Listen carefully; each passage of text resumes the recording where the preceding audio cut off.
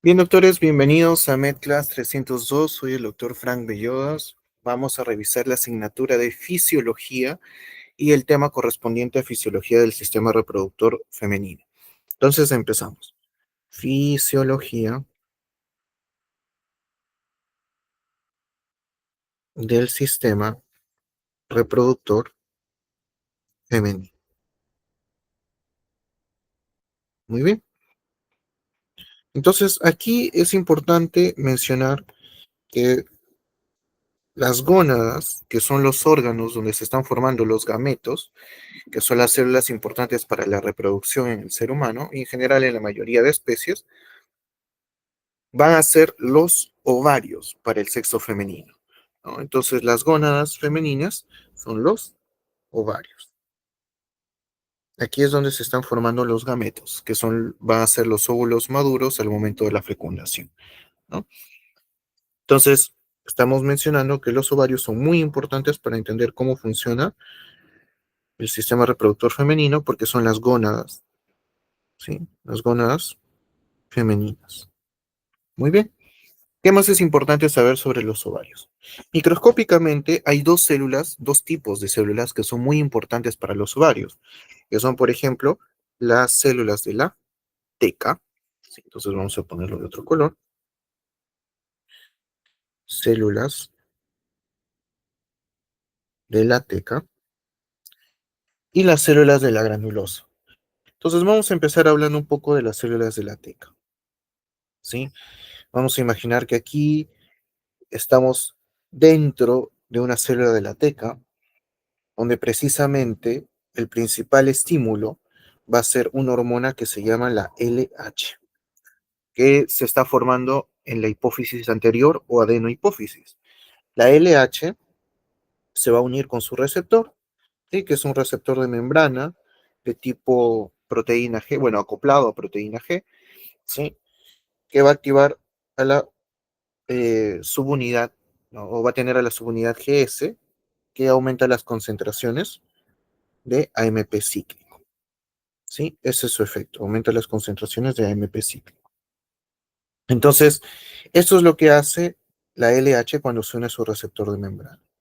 Una gran membrana celular, ¿no? Entonces, aquí estaríamos colocando, por ejemplo, la membrana celular. Vamos a imaginar que esta es la célula de látex. ¿Y para qué será importante este AMP cíclico? Porque vamos a ver en el metabolismo de las hormonas, ¿sí? Específicamente las hormonas esteroideas, que son las hormonas que se derivan del colesterol, el paso en el que el colesterol se transforma en una molécula precursora de todas las hormonas sexuales, que es la pregnenolona, ese paso es facilitado por este aumento del AMP cíclico. Ahora vamos a ponerlo de nuevo, el aumento del AMP cíclico. Entonces, por eso es que la LH es la principal hormona que va a estimular a las células de la teca. Y ya viene la cascada de reacciones, ¿no? La consecuencia del aumento de la pregnenolona va a ser la producción de progesterona, ¿sí? Bien, la progesterona se va a transformar en 17 alfa hidroxiprogesterona. Y luego de esto va a haber dos transformaciones importantes para la 17 alfa hidroxiprogesterona. Primero, va a tener una transformación en una hormona llamada la androstenediona. Andro, que significa masculino, ¿no? Androstenediona. Porque este ya es un andrógeno, quiere decir una hormona masculinizante, ¿no? Y la androstenediona se transforma en testosterona. Pero ojo que estas hormonas, ambas, ya pueden ir al torrente sanguíneo, ¿no? O sea, a los capilares, y empezar a participar en la fisiología femenina. Pero se preguntarán, ¿no, doctores? Si estas hormonas son masculinizantes, ¿por qué la mujer tiene que formar androstenediona? ¿Por qué tiene que formar testosterona? Y la respuesta la vamos a encontrar en las células de la granulosa. Entonces vamos a ver que la androstenediona se va al torrente sanguíneo, ¿no? Aquí al torrente sanguíneo, la testosterona se va al torrente sanguíneo, sí vamos a teñir este capilar de rojo, y vamos a resaltar estas dos porque estas hormonas son muy importantes, son andrógenos producidos por las células de la teca. Entonces estamos concluyendo que las células de la teca son importantes para la formación de andrógenos, ¿no? Andrógenos. Muy bien. Entonces, ¿qué son la androstenediona y la testosterona? Después, además de las células de la teca, dijimos que otras células importantes en los ovarios van a ser las células de la granulosa. Entonces vamos a colocar aquí células de la granulosa.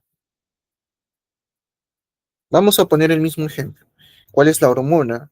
Que también viene de la hipófisis, se parece mucho a la LH, viene también de la hipófisis anterior, y se llama FSH.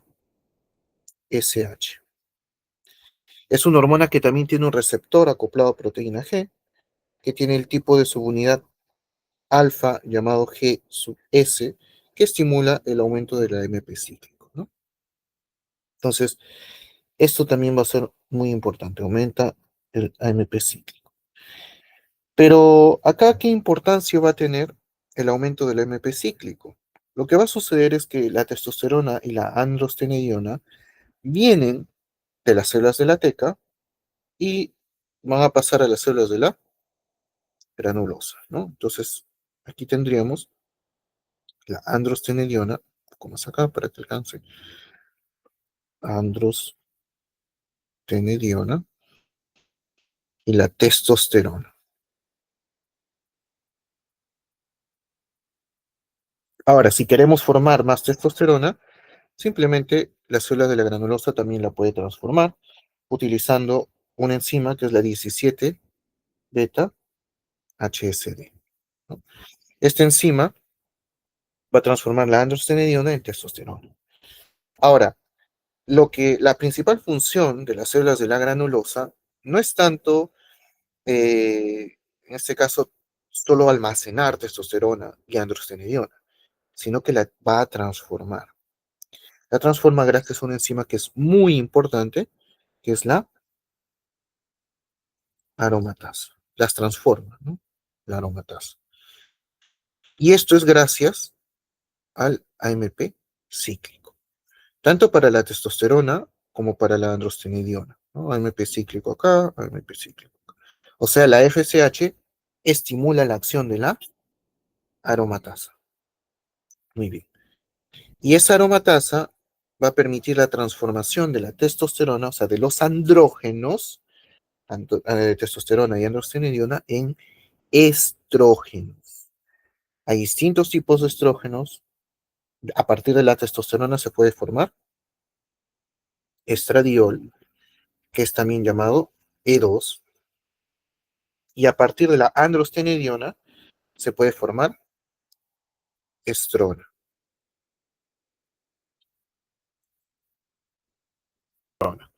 utilizando el AMP cíclico. Ahora, la estrona es también llamada E1, ¿sí? Entonces son tipos de estrógeno. ¿Qué estamos concluyendo de esto, doctores? Que las células de la teca forman andrógenos y las células de la granulosa forman estrógenos, gracias a la acción de la aromatasa, ¿no? Gracias a la acción de la aromatasa. Vamos a ponerlo mejor de otro color para no confundirnos. Estrógenos. Y los estrógenos van a ser el estradiol y la estrona. Muy bien. Y luego estos van a viajar hacia los capilares. Entonces vamos a cerrar la célula acá. Vamos a terminar de cerrar esta célula. Vamos a ponerla así. Muy bien. Y estas hormonas viajan a los capilares. Muy bien. Entonces aquí para ejercer sus efectos biológicos. Ahora, cuáles son los efectos biológicos de los estrógenos? Que son tan importantes para, en este caso, las mujeres, ¿no? Vamos a ver. Los ovarios Y acá mencionamos ahora los efectos. Vamos a colocar efectos. Muy bien. Entonces, los efectos de las hormonas, principalmente los estrógenos, ¿no? Sería, por ejemplo, los efectos de los estrógenos, como el estradiol, ¿sí? O vamos a colocar los estrógenos en general, porque va a depender un poco de la potencia. Estrógenos. Entonces, por ejemplo, en el hueso, ¿sí? En el hueso, ¿qué van a hacer los estrógenos? Van a favorecer el crecimiento óseo, gracias a que aumentan la proliferación de osteoblastos, ¿sí? Que favorecen la formación de hueso. En el hígado, por ejemplo, ¿qué hacen los estrógenos? Los estrógenos aumentan la producción de factores de coagulación, ¿sí? Eso hace que, en este caso, las mujeres tengan más riesgo de estados de hipercoagulabilidad que los varones, y que también con el uso de anticonceptivos orales que contienen estrógenos, ¿no? Sobre todo los combinados, haya un poco más de riesgo de estados de hipercoagulabilidad. Ahora, en cuanto al perfil lipídico, van a disminuir la LDL y va a aumentar la HDL, ¿no? Siendo esto un factor protector para el riesgo coronario. Esto protege a las mujeres del riesgo de enfermedades coronarias, ¿no? Como la aterosclerosis, por ejemplo. En el caso de las mujeres, hablando de sus órganos reproductores, ¿no?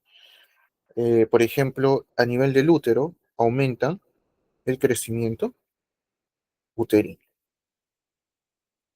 A nivel de la trompa y la vagina, también favorecen el desarrollo y crecimiento de las trompas y la vagina. Además, favorecen el crecimiento mamario, ¿sí? Crecimiento mamario. Todo esto gracias a los estrógenos. De ahí que, por ejemplo, los anticonceptivos orales estén contraindicados en cáncer, combinados me refiero con estrógenos, estén contraindicados en pacientes con cáncer de endometrio o con cáncer de mama, ¿no? Por el riesgo que tienen de estimular el crecimiento del útero y el crecimiento de las mamas. Ahora, en el caso de otra hormona que hemos mencionado como precursora, pero que vamos a ver que hay una parte del ciclo hormonal donde es muy importante, que es la fase lútea, la progesterona. ¿Sí? La progesterona tiene también efectos en los órganos reproductores femeninos. Por ejemplo, va a disminuir más bien el crecimiento del endometrio. Es el efecto que se busca utilizando derivados de la progesterona que se llaman gestágenos en la anticoncepción, ¿no? Disminuir la proliferación del endometrio. Y van a aumentar el desarrollo mamario, ¿sí? Sobre todo en las mujeres gestantes, ¿no? Que tienen abundante progesterona, previo a lo que va a ser una etapa muy importante, que es la etapa de lactancia. Y además, la progesterona aumenta la temperatura corporal. Eso hace que en la fase lútea, que es la fase donde predomina la progesterona, que no se preocupen, ahora lo vamos a ver, es donde hay cierto aumento de la temperatura, ¿sí? Muy bien, entonces con eso hemos descrito los principales efectos de estas hormonas. Y vamos a recordar un poco el eje hormonal, ¿no? Ya que hemos mencionado la FSH, la LH, ¿no? Muy bien. Entonces, ¿cómo va más o menos este eje hormonal? A nivel del hipotálamo, en las neuronas del núcleo arcuato, o núcleo arqueado, o núcleo arciforme también llamado, se va a secretar una hormona llamada la GnRH, que por sus siglas en inglés significa hormona liberadora de gonadotropina. ¿Quiénes son las gonadotropinas? Las gonadotropinas no son nada más, nada menos que la FSH y la LH. Entonces estimula la producción y liberación de LH y de FSH. ¿Dónde?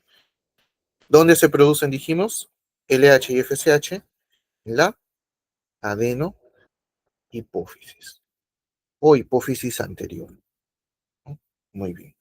Entonces, LH y FSH se están produciendo ahí. Ahora, estas hormonas también son llamadas gonadotropinas. Tropo es como tener predilección por, ser atraído por. Y gónada se refiere a los ovarios en las mujeres.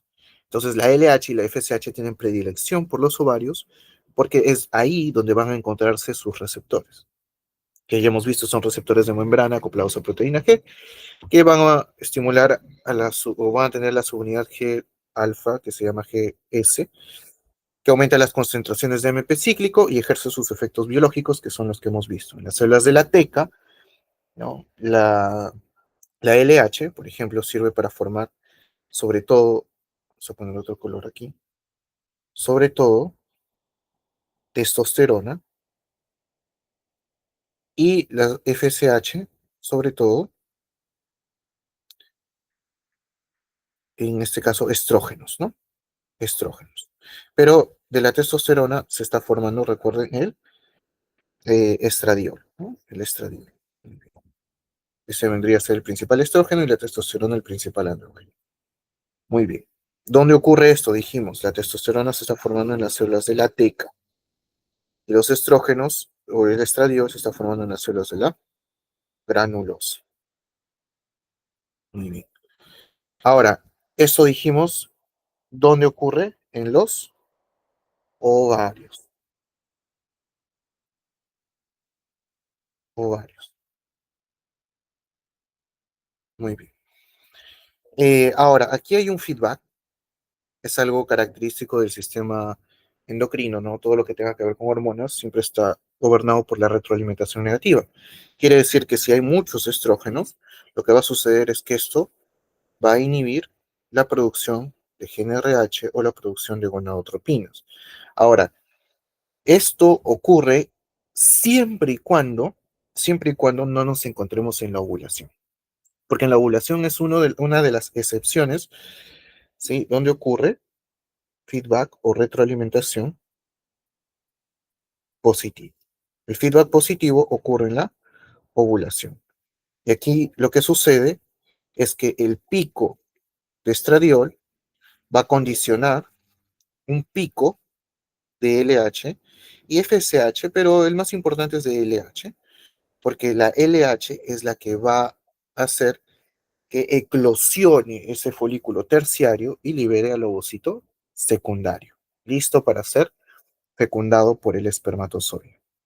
Entonces, la ovulación es una de estas excepciones al feedback. Aquí hay un feedback positivo.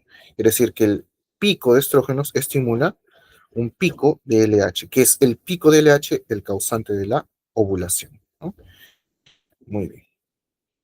Que es alrededor del el día 14 del ciclo ovárico. Que hablando de esto, vamos a ver de una vez el ciclo ovárico, ¿no? Entonces, el ciclo ovárico. Muy bien. Entonces, en el ciclo ovárico, como todo ciclo, quiere decir que se repite, podemos tomarlo desde cualquier punto, pero por consenso decimos que ponemos en día 0, día 28, que vamos a hacer una línea, más o menos por la mitad el día 14. El día 14 es el día que coincide con la ovulación. Si esto es así, tenemos dos etapas muy importantes. Una que está acá, que es la fase folicular, donde predomina la acción de la FSH, ¿no? Hormona folículo estimulante, FSH. Estimula el desarrollo de los folículos. Y luego tenemos la fase lútea, gobernada sobre todo por la LH, hormona luteinizante, ¿no? Fase lútea. Muy bien. ¿Qué ocurre en el día 14? En el día 14, lo que va a ocurrir es que se va a dar un pico, ¿sí? Dijimos en realidad antes, ¿no? Previo al día 14, va a ocurrir, va a empezar a elevarse los niveles de estrógeno y ya cerca a este momento ocurre el pico de estrógenos al final de la fase folicular, donde dijimos ese pico de estrógenos condiciona, ya en día 14, el pico de LH. Dijimos también hay cierto pico de FSH, pero el LH es más importante en el sentido de que va a ser que el ovocito está dentro del folículo terciario, un folículo muy grande, que es llamado folículo de Graf o folículo terciario, donde vamos a ver aquí un cúmulo de células que son las células de la teca y la granulosa que rodean al ovocito secundario, va a romperse, ¿sí? Y produciendo la llamada ovulación, donde se libera este ovocito secundario, ¿sí? Listo para ser fecundado por el espermatozoide. Entonces, la ovulación. Lo que queda de acá, lo que queda, el cúmulo de células, forman una masa celular que se conoce con el nombre de cuerpo lúteo, ¿sí? Cuerpo lúteo, que es muy importante porque empieza a producir otra hormona, que es la progesterona. Ojo que también produce estrógenos en cantidades considerables, pero la hormona principal que produce el cuerpo lúteo es la progesterona y es la que gobierna la fase lútea, hablando de hormonas ováricas. Muy bien, entonces la progesterona va a aparecer acá, ¿no? Dijimos, vamos a colocarla de otro color, progesterona. Y los estrógenos van a seguir produciéndose, pero ya no llega a producirse, no llega a ocurrir este pico de estrógenos como en la ovulación. Muy bien. ¿Qué pasa si no ocurre la fecundación? Si no ocurre la fecundación, si no se encuentra el ovocito secundario con el espermatozoide, ¿sí? Este cuerpo lúteo va a degenerar. Se convierte en un, se atrofia, mejor dicho, y se convierte en una estructura llamada el cuerpo albicans, que finalmente va a degenerar. Muy bien. Y esto es lo que está ocurriendo en los ovarios, ¿no? En la fase folicular se están desarrollando poco a poco los folículos primarios, secundarios, cuando ya tienen antro, y terciarios, ¿no? Folículos primarios, secundarios, y el elegido que es el folículo terciario. Esto por estímulo de la FSH. Muy bien. Y luego, ¿qué ocurre? Si esto es lo que está ocurriendo en los ovarios, ¿qué es lo que está ocurriendo en el endometrio? Y es lo que vamos a llamar el ciclo endometrial. Entonces vamos a ver, ¿qué ocurre en el endometrio? En el endometrio también vamos a tener por consenso la misma cantidad de días, ¿no? 0, aquí vamos a ponerle 28, aquí vamos a trazar una línea, donde más o menos en el punto intermedio, aquí voy a colocar 28, es donde está ocurriendo la ovulación, que es el día 14. Entonces, antes de la ovulación, a partir del día 0 más o menos, es que está ocurriendo una fase que se conoce como la fase menstrual, que es variable entre las mujeres, alrededor de 5 días aproximadamente, ¿sí? La fase menstrual, y luego pasa una fase donde hay bastante proliferación del endometrio, que se llama la fase, por eso mismo se le llama fase proliferativa. Y la fase más larga, que es en las últimas 2 semanas del ciclo, que es la llamada fase secretora, donde el endometrio, que es la capa más interna del útero, se está preparando para recibir a lo que va a ser el nuevo ser. Que recuerden que la fecundación se suele producir en las trompas uterinas, o sea, ya llega el huevo cigoto un poco más desarrollado al endometrio. Llega en forma de blastocisto y se implanta, ¿no? Se implanta y ese va a ser el nuevo ser. Entonces, el endometrio se prepara y para eso es la fase secretora. Muy bien. Eh, entonces, ¿qué ocurre más o menos en el endometrio? Bueno, en la fase menstrual, bueno, aquí habría que recordar algo de histología, que es que el endometrio tiene dos capas básicas, que es una, la capa basal, el endometrio basal, y otra es el endometrio funcional. El endometrio funcional es la capa que se desprende en la menstruación y se conserva en la capa basal, donde poco a poco se van desarrollando las glándulas hasta que llega el momento de la ovulación.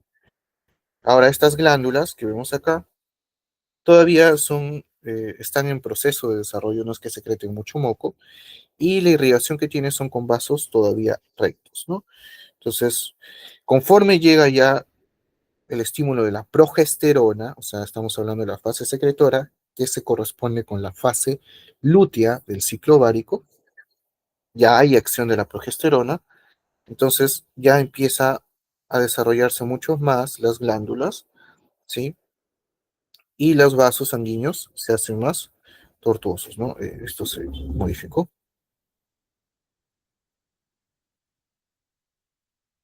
así lo vamos a poner. Entonces, estas glándulas ya producen mayor cantidad de secreciones, y además los vasos sanguíneos son más tortuosos, y más tortuosos. Eso es característico del endometrio en fase secretora, que finalmente se necrosa, ¿no? Y se desprende nuevamente en la fase menstrual. Entonces dijimos, hay endometrio basal y endometrio funcional. Y eso es lo que ocurre principalmente en el sistema reproductor femenino. Muchas gracias, doctores, por su atención. Nos vemos en un próximo tema.